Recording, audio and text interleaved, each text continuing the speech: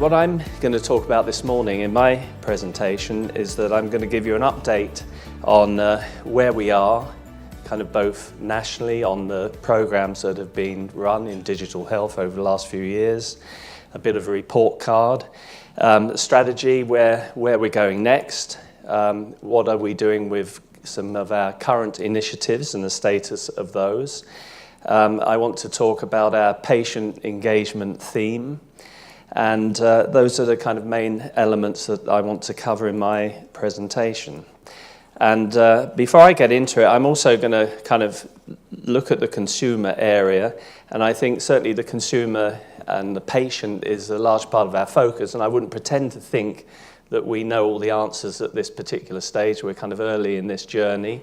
I think like many health systems, there's a kind of provide great services, are staffed by great dedicated people, but perhaps not always the most customer-focused organizations around. And so it will be interesting to see how the power of the consumer will impact healthcare, and I think it will.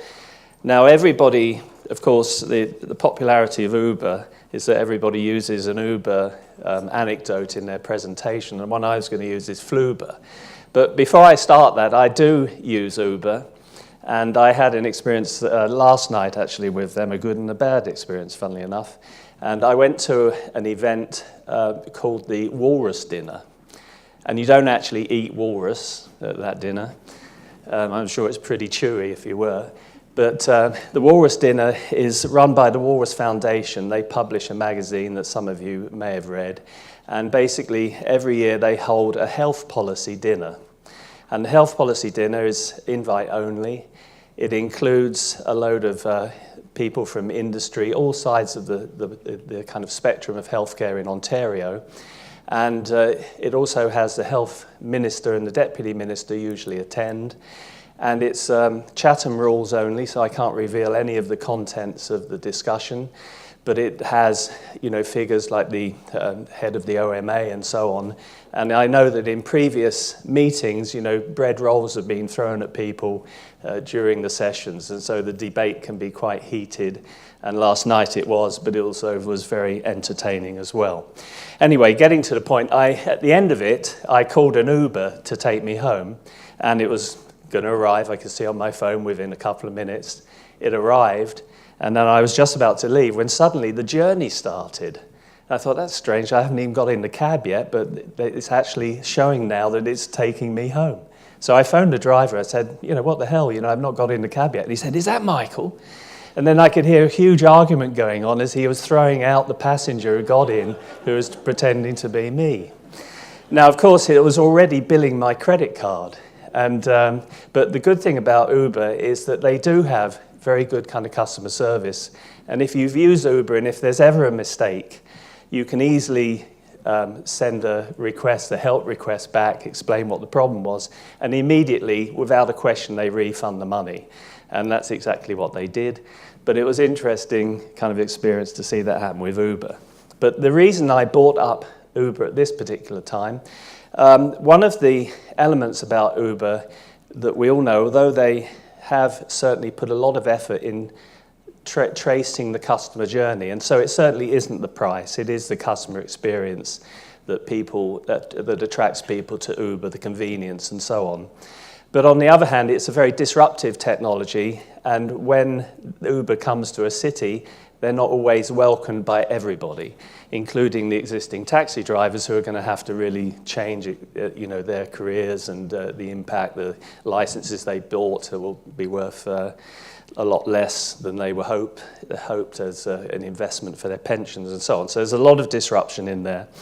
But in the end, it's the power of the consumer, I think the consumer choice, that really does push through that technology. So it's a relentless effort, and I think companies like Uber, they really rely on customer pressure. And I think within healthcare, as technology makes healthcare more accessible, the consumer will really put a much more innovative pressure on healthcare providers to really step up and change the way that things are being done.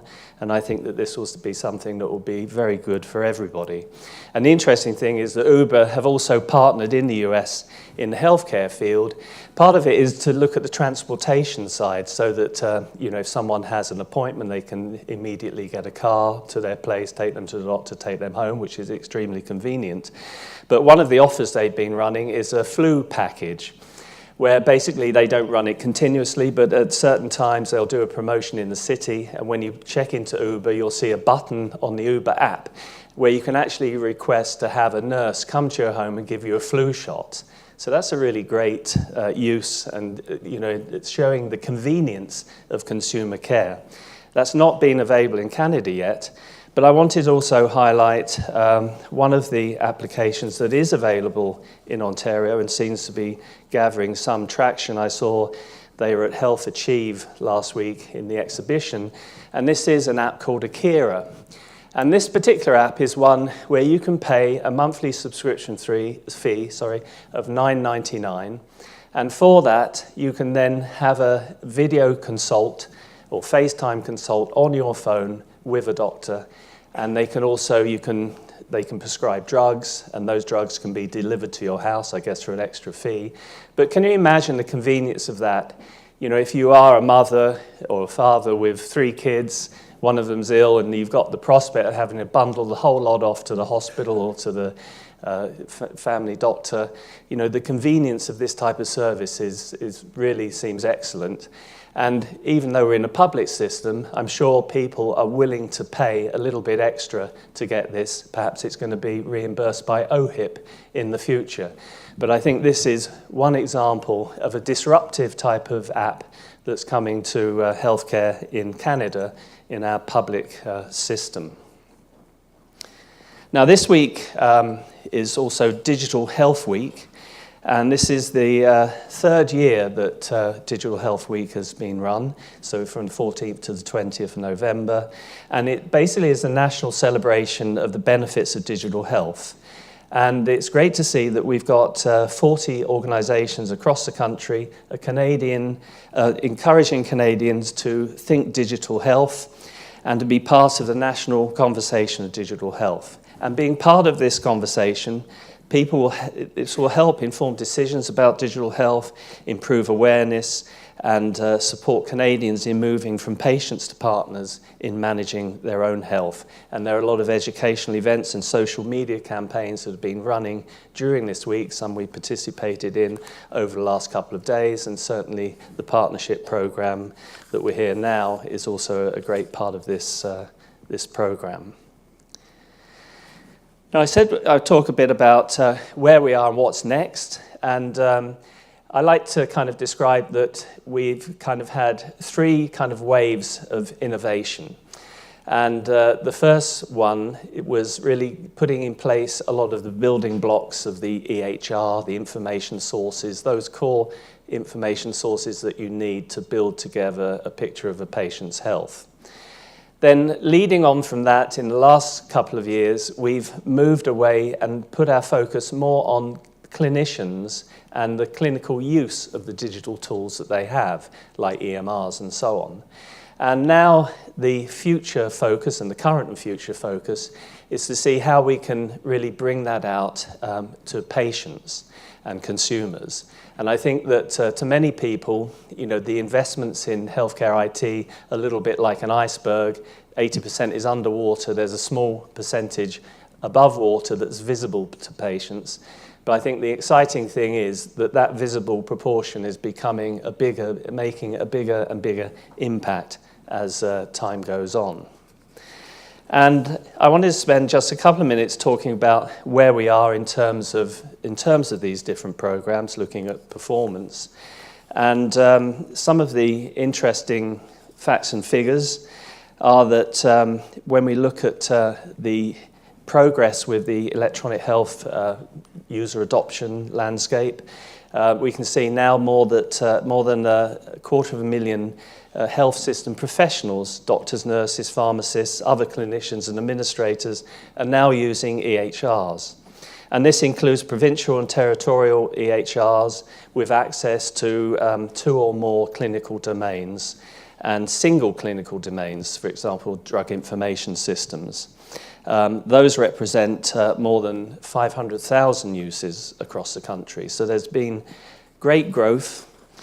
And in fact, over the last couple of years, and I like to think that coincides with me joining Infoway 2 years ago, that we've seen a great increase in adoption. And this shows in this curve the kind of impressive growth over the last couple of years in terms of authorized use of these systems. So certainly EHRs are definitely playing a larger role in terms of clinician involvement in treating people and people's health. Another big program we had was running with family physicians to bring in what we call the electronic medical records into primary care. And independent survey done by the Commonwealth Fund in 2015 basically shows that 73% of family physicians in Canada are using EMRs, and that's triple the number from 2006, which is a great growth. And also the National Physician Survey was done as well in 2014, and that was slightly more optimistic, said 77%. So we're around about 80% in terms of adoption, almost full adoption in some areas. And that certainly creates a platform available for advanced use of these systems. And hopefully one day we'll get totally rid of the ubiquitous fax machine.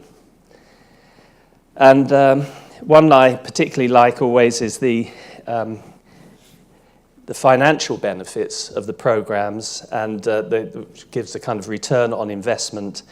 And you know, when we look at the value that diagnostic imaging, drug information systems, physician office, ambulatory systems, telehealth, telehome care, and so on, have produced over 16 billion in access, quality, productivity benefits for Canadians and healthcare systems since 2007. And that's an increase of 2.5 billion in the last year alone. So, you know, what anyone says, certainly the digital systems are providing real benefits across the country in terms of improved quality and also in improved efficiency and cost. So what about kind of moving into the future? So over the last 15 years, Infoway has put in place a strong foundation to enable Canadians to hold and share their health information. And this has been done in combination, of course, with the federal government, with yourselves, with the provinces. And our role has simply been one to help fund and catalyse and paint some of the direction that the country is going in. So our role to date has been to strategically invest in a lot of the foundational components of the system. The future role that we're looking at is to foster patient empowerment and seamless care by operating patient-centred services, one of which, for example, is PrescribeIT in ePrescribing, I'll talk about in a second. And also helping to partner with organisations to scale and spread patient-centred digital care solutions in the federal priority areas, enabling Canadians to access their own health information and also enhancing data analytics. And I wanted to talk a little bit about the priorities of the government. And here we see our Federal Health Minister, Jane Philpott, who, as we know, is a family physician by profession and practiced in Ontario. And she's used an EMR and, you know, is very familiar with the limitations, the benefits and the shortcomings of introducing technology and, you know, what the priorities need to be. And this particular government have focused particularly on the area of home care. One of the observations they make is that our health system is largely a hospital-based system. And when you look at the proportion of investment between home care and hospitals, you know, certainly the majority of that investment is within hospitals. But where we need to do is move some of that investment over into the home care setting to provide more accessible and affordable care. And in particular, there's areas like palliative care and mental health, are big new challenges in the area of mental health, youth mental health in particular, access to care providers, and the whole system. It needs a lot of improvement, and there is a real role for digital health and innovation to improve in these areas. Again, looking at some of our indigenous populations, where we know there's a discrepancy between the level of care that other people in the population receive, and in remote areas and indigenous populations, there are special needs that need to be focused on. And again, there's a role for innovation and digital health to access here. So we're looking at access, the cost of care, the over-reliance on hospital care, and the need for innovation in the delivery of care. And the Minister has said that she doesn't just view technology as the shiny toys that people can use, but the important thing really is to put in the change management and the new legislation, payment reform and so on, that has to go together with the technology for us to really reap the benefits. So we're looking forward to some further investments from the federal government, and as part of my talk, I'll talk about some of the focus areas that we're hoping to attract further investment so we can work with you on new programs over the next few years. I mentioned earlier that what we're aspiring to do is to really focus on the patient, and in one way to help enable people to have more control over their own healthcare by enabling them with information, but also giving them tools to be able to interact with the system. And the vision in the end is that everybody will be able to look at their healthcare using their smartphone, and as you manage your bank account and other areas of your life using this kind of technology. So from that, we've kind of built a strategy in consumer health, and I'll talk a little bit about that. And the first phase that we were mentioned earlier was patient engagement. And I was at a talk yesterday, and one of my colleagues, Sheila Maloney, kind of was saying that we've also kind of struggled with, is the word patient the best term to use? Should we not be talking about consumers, citizens? Of course, we want to talk about the caregivers as well, because it's the caregivers of the patients, whether they're parents of children or children of elderly parents, that are also involved in this route. And rather than patient engagement, some people say it should be patient power. But I think in the end, it's putting the power in the hands of the people that need to use the system, and that's the type of goal that we want to achieve. And the way we set out doing this is that we looked at a strategy where we could try and go out and get the opinions of people to see really what the needs, what the status, what the requirements are. And then once we know those, to go into programs together with the provinces that were very much supported to kind of communicate those needs and amplify the message, advertise the message and so on. Events like Digital Health Week, for example, are those. And then, of course, to invest in those specific priority areas that come out of this program. And finally, to act as thought leaders and to try and help influence and multiply the use of new technologies and new investments. So one of the things we've done is that we've done a survey every year of consumers, and I'll just give you some brief highlights of that. And one of the things we've seen, the good news again over the last couple of years, is that consumer digital health usage has doubled in the last couple of years. However, having said that, there's still gaps between what Canadians expect from the system in terms of digital health tools and what's available today. There is, though, strong support for digital health, and there's a recognition that that digital health provides a positive impact, and that IT can have on healthcare delivery and outcomes and results. So moving on from there, I talked about the growth in the availability of consumer digital health services. It's more than doubled in 2 years. Canadians are using a variety of virtual care solutions to book an appointment, e-book, request a prescription renewal, e-request, to view their own health information, which is an e-view, or consult with their doctors online, an e-visit. But there's still a divide between the high levels of interest and availability. And we're also starting from a relatively low level. So by no means do we have a majority of these tools in place.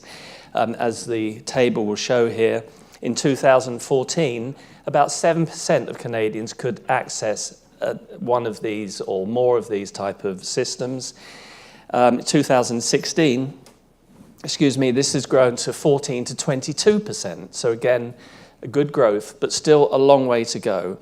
And in the end, what the survey shows is that 55 to 70% of people would like to access these tools if they were able to. So there's a great demand, but the supply needs to be stimulated and certainly isn't there yet.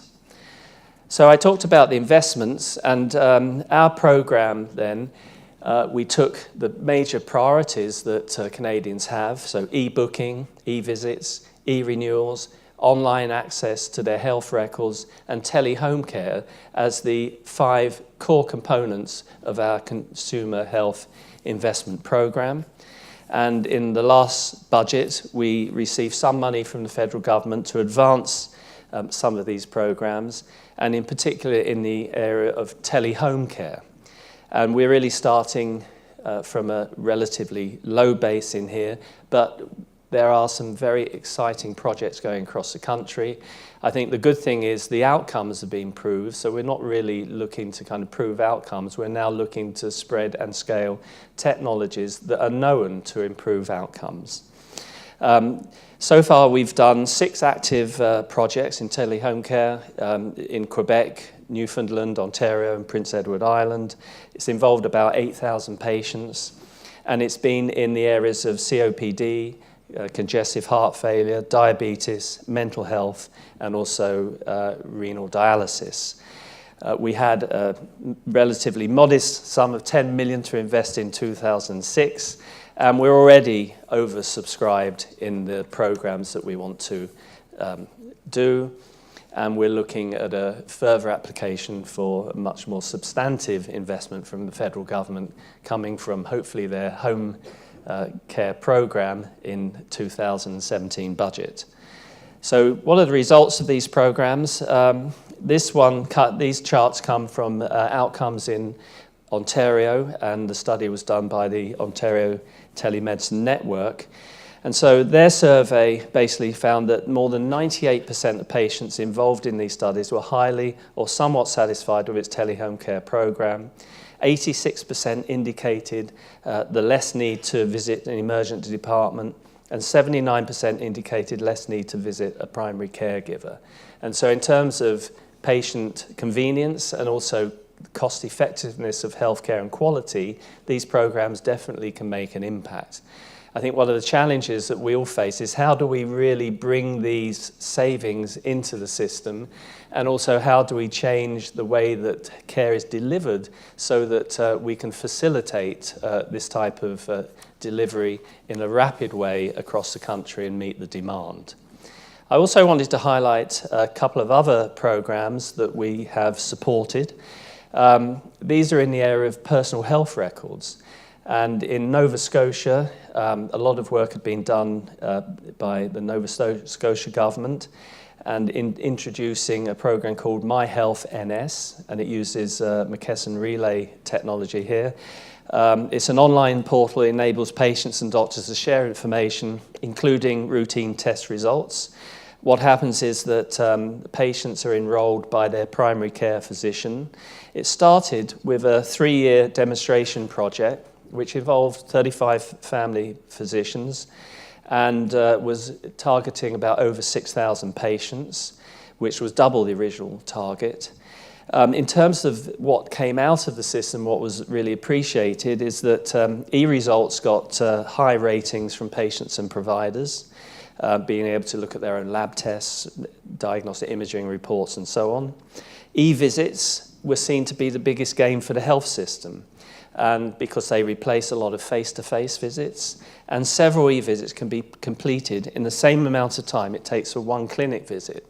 So it certainly improved the productivity of physicians in a province where there is a shortage of family physicians and not every citizen can get their own family physician. And so the idea was to really improve the accessibility of the resources. And so improved access, more availability of same-day appointments and so on. And the strong results from that made the case for a provincial rollout that it was targeted for April 2017. And this was, there was an event to kind of note this, which the health minister and the premier of the province were there at earlier in this year. And so that's a great program that is going to go somewhere. And I know that one of the issues they face, for example, within e-visits, is that the government want to look at the reimbursement system so that there is appropriate reimbursement for a physician in terms of doing an e-visit rather than a face-to-face visit. But the overall goal is to have a cost-neutral position for the province in terms of expenditure. Then moving out west to Saskatchewan, a similar initiative called the CHIP program, which Saskatchewan residents have access to their own personal health information. This has lab test results, vaccines, immunization history, prescription history, and it has hospital and acute care visit history as well. Also, the participants of this program can add their own personal health information. They can set reminders to take medications, they can record upcoming appointments, and invite their doctor or other healthcare provider to review their profile. This pilot included 1,100 patients, ran from January to August in 2016, and basically the program has been successful and is going forward to a much larger rollout. And I think we would like to see investments so that we can help other provinces across the country achieve similar results with these programs going forward. Now, I wanted to talk a little bit about our final program, which is ePrescribing. And this really fits into a strategy that we were looking at when we looked at the priorities of the provinces and federal government in terms of overall medication management. So ePrescribing is seen as an entry point into better medication management. In Canada, pharmaceuticals is the second largest expense, and it's a growing expense. There are issues in terms of opioid abuse and safety. And there's also the cost and access to pharmaceuticals by patients and citizens. And so we looked at this system, and we've, as many of you may know, we're at a stage now where we've done a tremendous amount of background research, and we're really ploughing ahead with the program with an RFP where we're looking for a public-private partnership to kick off this program. And what we're talking about in the initial wave of this is really the prescribing process, so the electronic creation and transmission of a prescription to a pharmacy of the patient's choice. And why did we particularly choose this program as well? Well, when we looked at the way Canada measures up against other similar countries, and also down south at the US, we can see that there are countries where they have very good adoption levels of e-prescribing. It's something that has been tried before in Canada, but again, with our kind of dispersed nature of our health system with 13 different provinces and territories, it's very, and on the other hand, we have national pharmacy chains. And so one of the things that really doesn't work for a production kind of system like this is to have 13 different systems that have to be interfaced to. And so taking a very new approach where we identified that Infoway was in a kind of unique position, being a not-for-profit organization, not government, not private sector, but also having a certain amount of expertise, also a lot of very good relationships with the provinces, private sector and so on, and the regulators. It put us in a great position to try and put out this technology. And so that is the plan. As I mentioned, we're in the process of running the RFP. We expect to have systems up and running in a kind of production model by the end of 2017. And certainly the staff, I think we're going to talk a little bit more about the program during the partnership discussions. But, we can... Sorry, I'll just move on to the next one, just to give you a few more details. So basically, one of the objectives we have is that we are going to use the federal funding we've received to help stand up the service for the initial capital investment to get the system up and running, tried and tested, so it's ready for production rollout. And then the idea is that when we achieve a certain economy of scale, it will be a self-funding system funded by subscriptions from the pharmacies. And, basically it will involve, as I mentioned before, physicians using their EMRs to create the, seamlessly create an e-prescription, transmit it to the patient's pharmacy of choice. Patient will be able to pick it up, and it will be a very convenient service to use for the professionals as well as the patients.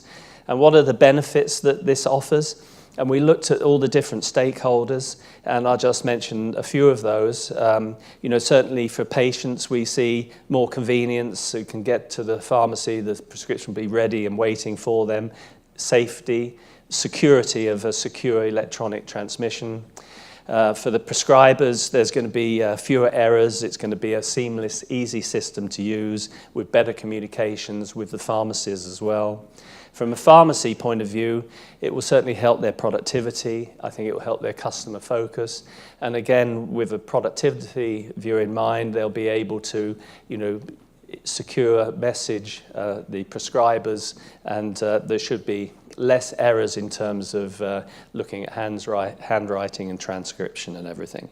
Overall, for the health system, it will provide better safety and adherence. There will certainly be a reduction of prescription abuse and fraud, and hopefully it'll also lead to better kind of medication and also overall cost management in the end.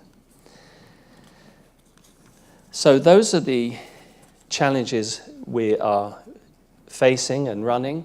And then I come back to the kind of final remarks to bring this back to the Digital Health Week, the challenge of engaging patients. And so, Digital Health Week is proud to be patients included. And this means that we are committed to incorporating the experience of patients as experts in living with their conditions while ensuring that they are neither excluded nor exploited. As part of that commitment, we held an Engaged Patient Challenge where we invited people to share their digital health history. 27 patients, caregivers and family members participated in the challenge, and there were 5 award recipients. They represent 4 provinces, and each has a compelling patient-caregiver story to share. We're proud to say that they're joining us at this conference. You're going to hear from some of them later in the program, and I'd like to introduce them to you now and ask them to stand as I announce them. So first we have Nikki Christian Miro from Grimsby, Ontario. We have Sandra Dawson from North Vancouver, British Columbia. Dennis Kovazin from Winnipeg, Manitoba. Gary Laxdell from Calgary, Alberta. And Laura Palmer from Prince George, British Columbia. So if you'd like to stand and recognize. So thanks so much for participating and congratulations. So the award recipients and other patients and caregivers also participated in the Digital Health Week Forum, which we held yesterday. And they're participating in the Digital Health Week Patient Advisory Committee and as speakers and delegates at Digital Health Week events, such as tweet chats as well. So basically that's my presentation, and I think we may have some time for questions if there are some. I'm getting a nod saying no here, but I will certainly be here for the rest of the program. Really enjoy the interaction with you. It's great to see such a packed room. I think we've got a record turnout for partnership this year, and I certainly look forward to an enjoyable, exciting program. Thank you.